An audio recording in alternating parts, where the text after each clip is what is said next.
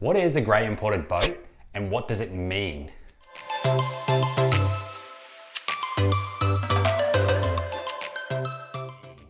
A grey imported boat is a boat that didn't come through the official dealer network. That could be somebody that owns a boat in another country and they want to bring it in because they've now moved, or sometimes it's someone trying to save $1, avert the dealer network and bringing it in cheaper when exchange rates allow. There was a lot of boats brought back in 2008, 2009 into Australia because we were getting 1-for-1 AUD for USD and people were selling boats a lot cheaper in the GFC. So how do you know if a boat is a grey import? So in recent times, the legislation's changed and any boat imported needs to have an Australian builder's plate.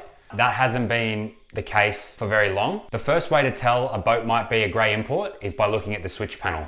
The switch panel will either be labelled 110 or 240, and this can be a telltale sign straight away if it was originally manufactured for Australia. The second place to check is inside your appliances. Things like microwaves, air cons, hot water heaters, they typically have a sticker that will state whether they're 110 or 240. The last thing you can look out for is a transformer. That's usually a dead giveaway a boat's a grey import because an Australian delivered one will not have one. So the actual fiberglass hull, layup, interior, and all that side of it, even the engines are typically exactly the same.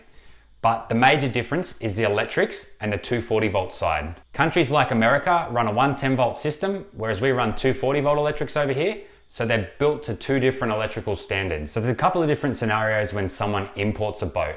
They might pull out all of the 110 volt electrics and rewire everything to 240 volt without using a transformer.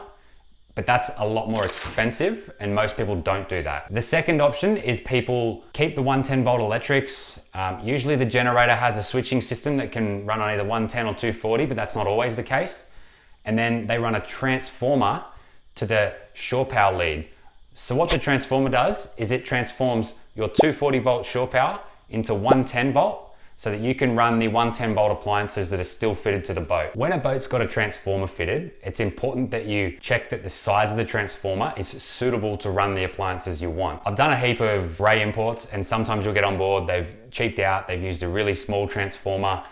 The minute you turn the aircon and the cooktop on, everything trips out. The other thing to be aware is what's 110, what's 240, because if you've got a 110 volt appliance and it fails, you're either going to have to import something from overseas or replace it with a 240 alternative and rewire sections of the boat. It can get even more complex as some people fit inverters, which are 240, and then you can have all different systems and it needs to be sure that they're wired up properly and they're not going to interfere with each other. Another really important thing is your insurance company is going to ask you if the boat is electrically certified. So what that means is they need somebody who's a trade qualified electrician to get on the boat, have a look through, test out everything and ensure that it complies with Australian standards. If you don't have this tick of approval from your electrician, it'll be impossible to insure the boat as it's a fire hazard and a safety risk and no one will want to hear about it. Should you buy a grey imported boat? The reality is if you're okay and aware of having some 110 appliances and the inconveniences that might add up, as long as the boat is electrically certified, it's suitable for Australian use, there's no reason why it will be any different to another boat. With that being said, typically a grey import is less desirable and some buyers just automatically won't touch them and others will want to pay less for one, which is a fair point as there are additional hassles with owning one. I hope you're enjoying our videos. It'd be really awesome if you could like and subscribe to the channel and I'll keep putting out content.